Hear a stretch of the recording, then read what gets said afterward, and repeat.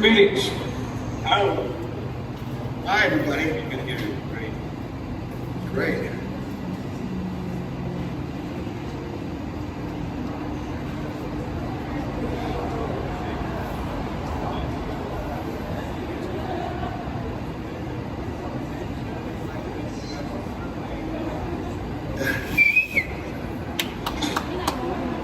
Really?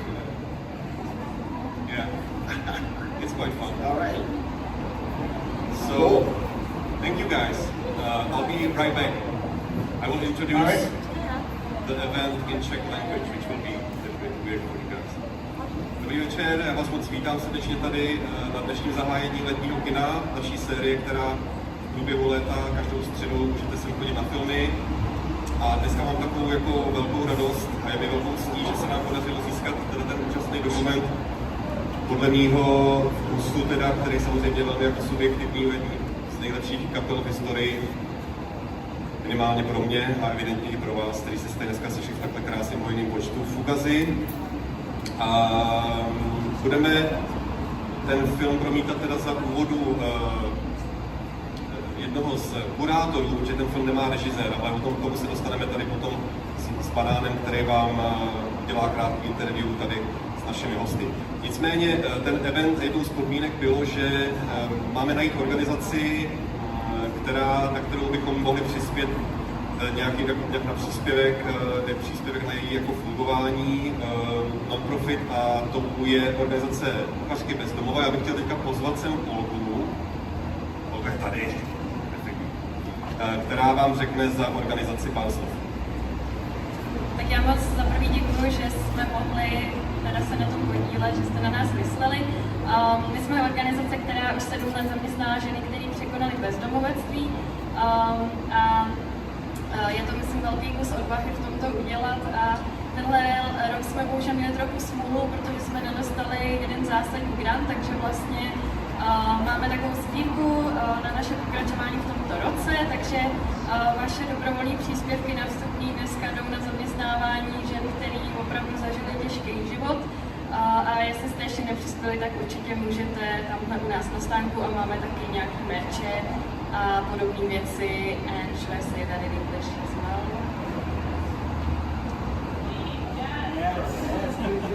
A vlastně ano, ještě poslední věc, že si u nás taky můžete objednat catering na vaše akce, svatby, konference a tak dále. Right, and I want to thank you, Fugazi, for giving an opportunity to this lovely event. And we are Cooks Without Homes. We are a social enterprise that employs women who have experienced homelessness. We've been doing this for 7 years, and it requires a lot of courage. But we are fighting on. We don't get any regular support from the state, and this year we didn't get an important grant, and that's why we are collecting money for our continued existence. So if you haven't donated voluntary entrance fee for this event, you can still do that, and by that you will support Cooks Without Homes who have experienced really tough lives.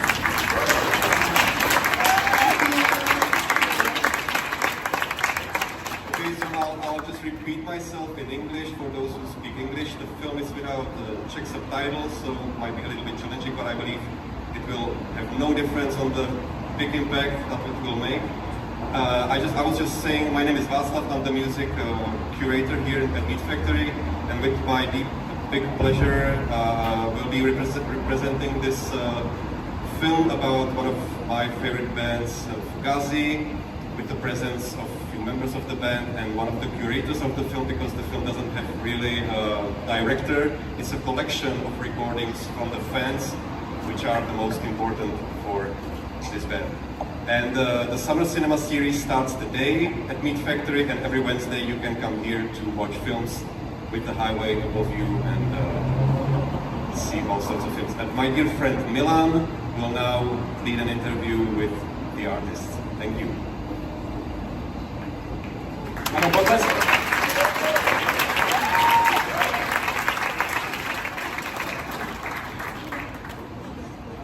Okay, guys, let's talk a little bit. I want to say first, we have Jeff here, who is one of the curators of the movie. We have Ian one of the members of Fugazi, and we have Brendan, another member of Fugazi. So that's the introduction. Yes.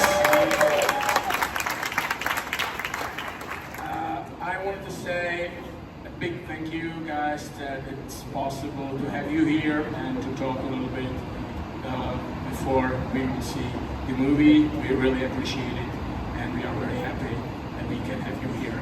So I have a few questions here, and I start maybe from the beginning a little bit. And my first question is for Brendan or Ian. Did you guys ever imagine when you started Fugazi back in the day that you will do an interview in 2025 about the movie reflecting 1,000 shows of the band? And I think in our first practice we discussed that idea. If we play our cards right, in 35 years we can have a nice little interview with somebody in the crowd. So how do you feel about it? Like, or do you think about it even, like what happened in those 35 years, and that people still care about the band and they really badly want to see some reunion? They're still buying records, and you have like a really big crowd of the people today who is like willing to see the movie, talk to you. Is it important for you, or you don't think so much about it? I think if we're sitting here talking to you, it suggests that it's important to us. If it wasn't important, we wouldn't be here. I think the band, even though we haven't done anything, we haven't played any shows or done any work together, like recording-wise, I think the four of us still consider ourselves connected, and we still feel a part of the band. And the work for the band continues through each of our individual actions, but also just through the kind of curation and the sort of the work that we've done. This movie that Jeff and his friends put together, it's wonderful, and it's nice that people are excited about it. And if there are people in the world who want to present this film, and they invite us to come have a word, I think that we feel like, of course, why wouldn't we? What a nice opportunity, and how strange that there's a technology that allow, a couple people in Washington, D.C. to be joining you all in Prague at this very moment at the same time. It's insane. So why not? But yes, I don't think that I think about things in the sense of like, how does it feel? I don't really thought about that. What I think about really is that the work was and is relevant, and will continue to be relevant as long as people give a damn. Okay, thank you. So Brendan, do you feel like the band is still alive, even the band is like not practicing or not playing any shows or doing records? Do you think like it's still alive for you? Like Ian was talking about the connection between you four. So what's exactly that connection for you? Well, I was going to say, like, when something like this happens and it's to benefit a charity that is in desperate need of help because the government is shutting down the funding, and we all can get together, and everybody in the crowd gets together to donate money to this charity, and we are one small part of it, and that is very meaningful to me, and that means that it's still living to me. To me, the band continues to bring us together, and that's the main thing. I mean, I think as the work of the band is at this point all of our problem, even yours. And we all carry it with us. So to me, I'm very humbled and proud to be here with you and your audience, and being able to help this charity. To me, that was one of the great, sort of the backbone of the band was the work that we did. But we all write music every day. I still write music with the Aesthetics. We played the MeetFactory, had a great job, had a great show there. But the actual coming together to play benefits and to have real world impact was really a beautiful aspect of the band. And I appreciate you carrying that on for us. Thank you very much. I think this is amazing. For me, Fugazi was always representing the opposite of so-called rock and roll attitude. Everything around the band looked like always very inclusive, very DIY, and very open for everybody. Was there some kind of difficulties because of this attitude, which made things harder for you during those years? Or you think it's like everything was just... It's just the way we worked. We didn't have anything to... I think that if you were playing music in Washington, D.C., coming from the punk scene here, we had to make it about nothing, basically. And we just didn't know there were other ways of doing things. We were surprised when we would meet people in other bands from other towns. They had managers and lawyers, and that seems like a pain in the ass, when we can make our own decisions. If you have, if you're a band that looks after your own affairs, you know whether or not this is the right place to play. You don't walk into a situation and are surprised because you basically have looked after the details. But the work we did, I have to say again, that we really, I think we loved the work. Like we would often, the band would find ourselves doing the most ridiculous, like loading stuff in or fixing things together. It was just what we did. It was just a part of our, the way we operated. I remember we once ran into some friends of ours, another band that toured around the world, and we were in Japan, and we asked if they wanted to come to dinner with us. So there's a couple of the members of the band were there, and we were sitting at this table, and they said, "Do you guys really have dinner together every night?" And we said, "We have breakfast, lunch, and dinner. We sit at the table all the time." And they said that when they are on the road, they would pull into like a restaurant, rest area, and get out of their van or out of their bus or however they were traveling, and they would sit at different tables in the restaurant. It would never occur to us. The four of us, we would always sit right together, talking all the time. I think that the thing about the band is that we're a family for real. Like the four of us are very close, and so the kind of the work we had to do, the things that we were up against, they were just more of an opportunity to be in each other's lives together. So I think that was never a problem, as you say. It was never an issue for us. I think we just did the work. Brendan, was anytime you regret about the Fugazi, that it was any time that you said, "Fuck, I have enough, I'm leaving this band"? No. Never ever. Not really, no. I mean, there were times when we played a lot of shows in 1 year, and then we did it again the next year, and then we did it another year. So I love playing, but yeah, no, I have no regrets about it. We always, as Ian says, it was always an adventure. Everybody was, generally speaking, really good company. So we are, and we still are best friends. So it's, really nice to still be in each other's lives. Yeah. I mean, also, you was always very cool to all the people who tried to be part of the shows anyhow, sing along, dancing, or doing a footage, of the recording the show or whatever, That's also the reason why we have this movie right now. And I think it's very, very important to say that maybe it was ahead of its time that you were thinking this way, because it was very inclusive on many, many levels. So right now, when you see all those footage, how do you feel about it? Like, do you feel any kind of nostalgia?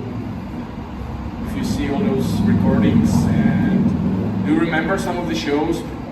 Like when you see some of those footages, like do you remember some details, for example, of the shows?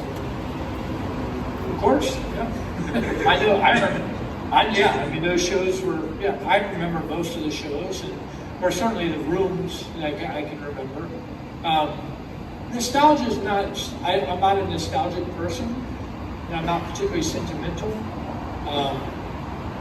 But I do look at the footage and think, wow, that's a good fucking band. That band could play well, you know, and it's not, yeah, it's nice. And we encouraged people that they were welcome to record the shows. We asked for copies of the stuff for our own archives. It's one of the reasons that we have, you know, the Fugazi Live Series website. You know, we have 800 recordings available on there.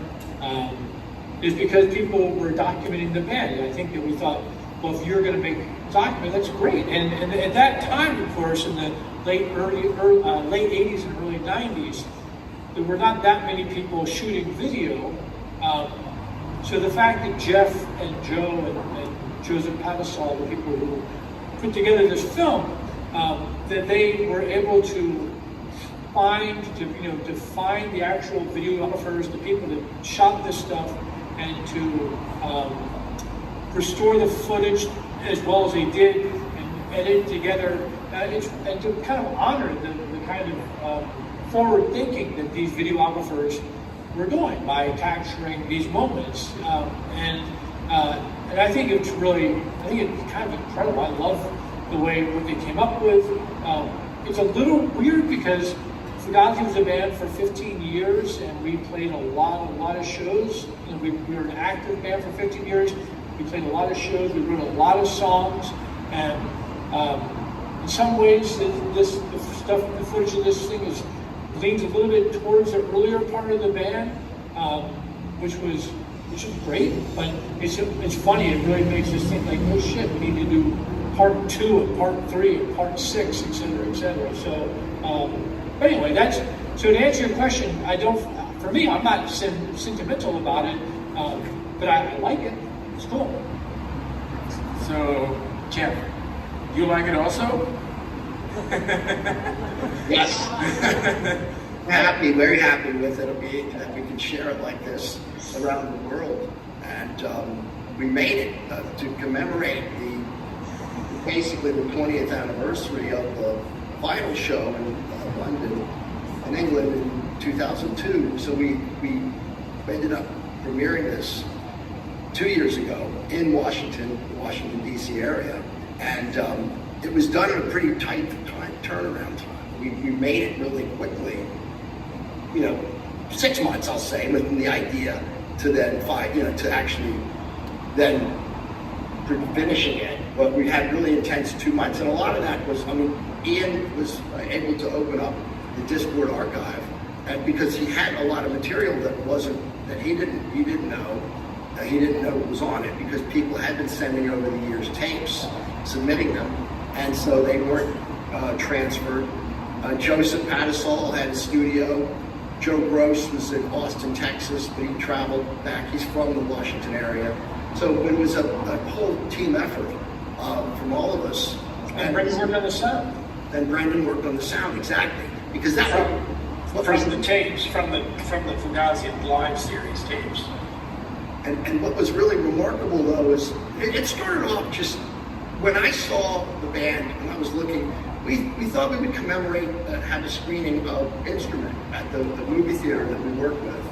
But when you look at the band, and it was they were well documented, as we all know, with people being able to bring video cameras. And these were video cameras, not a phone. Everybody now has a phone in their back pocket with a camera, with a video camera. Back then, you really had to make an effort. And so what was reported by the fans was really astonishing.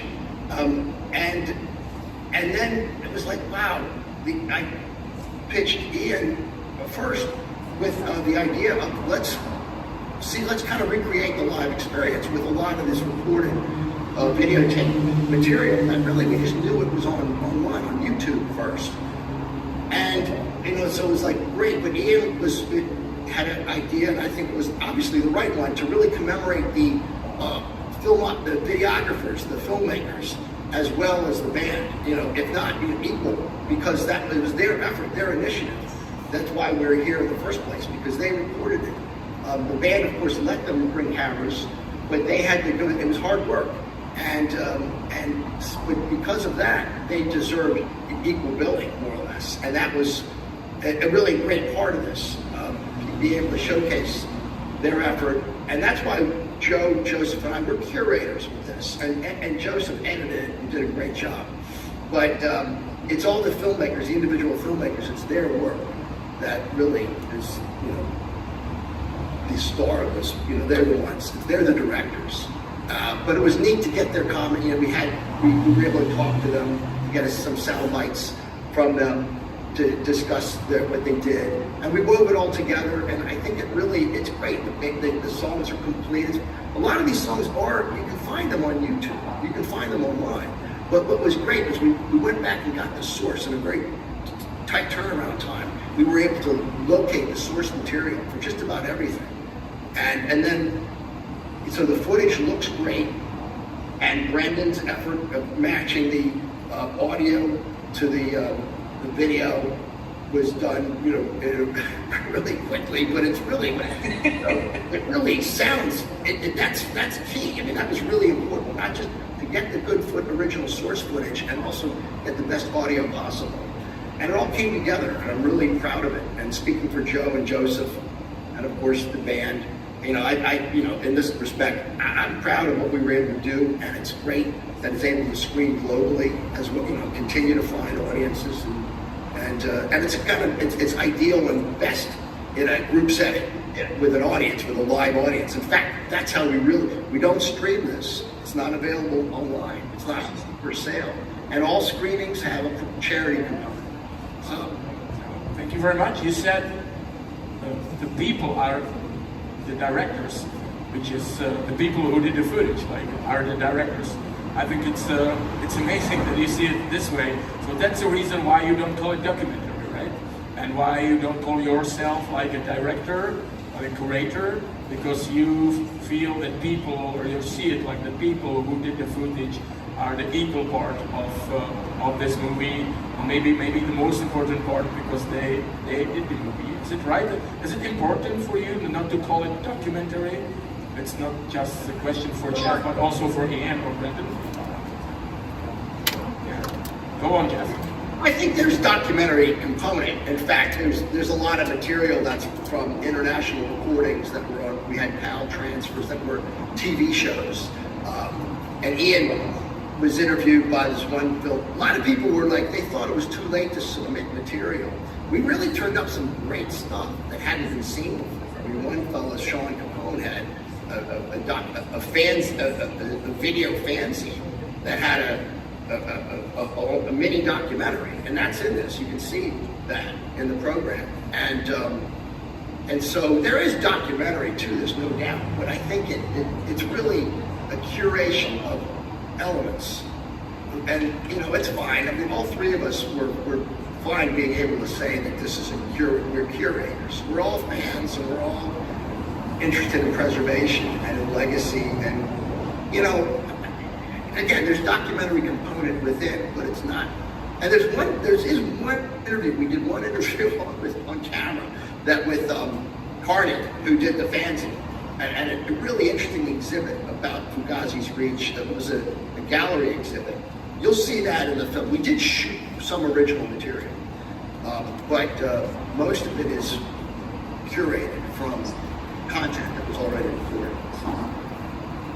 Okay, maybe the last question, guys. You mentioned already instrument, and I want to ask, what's the biggest difference for you between this movie we will screen today and instrument? Ian. Instrument was a project that was put together, was done by Jeff Krulik, our friend and a filmmaker, and the band. It was sort of a collaboration between the five of us, and we approached it. I mean, Jeff referred to it as sort of a dub movie, and we referred to it as a visual record. And we like this film. It's sort of hard to categorize. Instrument is not, it's true, but it's not a documentary. It has, has live footage, but it's not a concert film. It has, I guess there's a story, but it's certainly not a narrative. It's more of almost a dream of the band.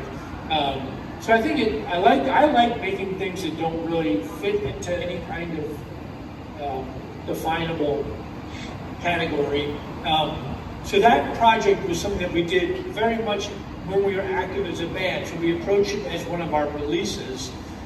This particular project, we didn't do this. Jeff and Joseph and Joe Gross worked on this one, really. And I mean, we, both Brendan and I and other people in the band, we assist in our own ways, but I think that the project was more external. It was more about, that was why we said, like, make it more about the videographers, because that seemed to be a better way to approach it as opposed to being about like the band necessarily. Although obviously the videographers were talking about the band, so it all works out. I think that Instrument was much more of a, as I said, it was a visual record for us. And it was a creative project that I think a lot of people really, I think some people scratch their heads about it. They're puzzled by that work, but I actually think it's so refreshing to see a music documentary that doesn't have the same stupid, boring arc about like, they were so happy and then they got more popular and then they started having problems with each other. They had drug problems and their management screwed them and then things were terrible, but now they're great friends again and oh my God, they're gonna play a show that, fuck that. You know, so I kind of like, making things maybe a little harder to chew, but perhaps far more nutritious, maybe just better for you. Thank you very much. So, Brendan, are you ready for part 2, part 3, part 4, part 5, part 6 of this project? For we are Fugazi from Washington, D.C. Are you ready for it? Because we are ready. I am. Yeah. I am totally ready. Yeah, I've been every time I see cool old Fugazi footage up online, I've always wanted to take the recordings that we have on the Fugazi live series that we recorded. Stick it together every night and put it together but it's just not possible. So I was so grateful when they asked me to help them with this, and it was I would do it every day if I could, but I can't. But yeah, part 6 coming up. Okay. Can I make before we go? Someone wrote to me and asked if I would send out a hello to a couple of people. I don't know any of these people. There's a woman named Ina Liskova, that pronounced correctly, Ina, and she asked me to say hello to Mikhail Rasik and Carol Mendarik. So if I've pronounced it wrong, I apologize, but I've done my job. Yes. I'm not being paid for this either, money. I was really hoping this interview ends like this because this is the best way how to end it, I think. Guys, you are the best. Thank you very much for being here with us today. Thanks that this is possible. You are the best. Thank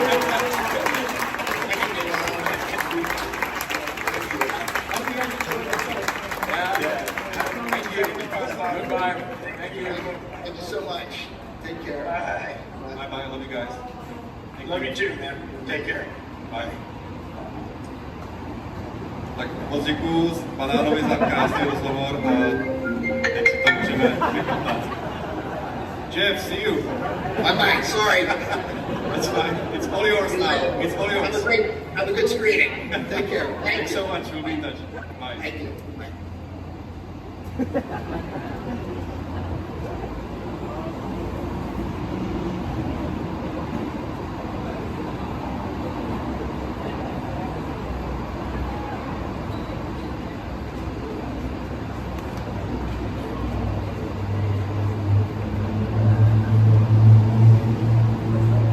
Tady jsou ještě židle, pojďte si sednout, jestli někdo chcete. Tady jsou ještě volný.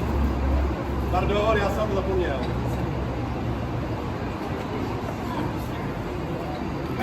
Ještě chviličku, počkej, ještě chviličku.